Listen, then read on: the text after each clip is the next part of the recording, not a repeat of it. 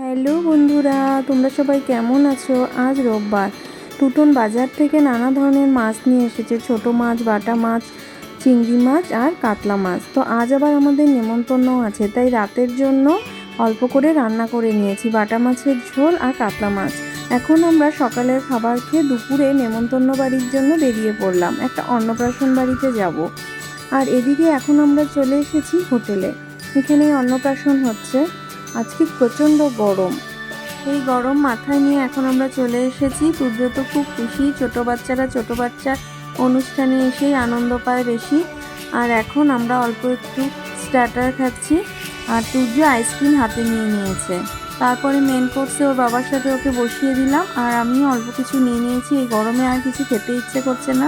মাটনটা খুব টেস্টি হয়েছিল। আর এখন খাওয়া দাওয়ার পরে একটু কোল্ড ড্রিঙ্কস খাচ্ছি। তো আজকের মতন এখানেই শেষ করছি। টাটা।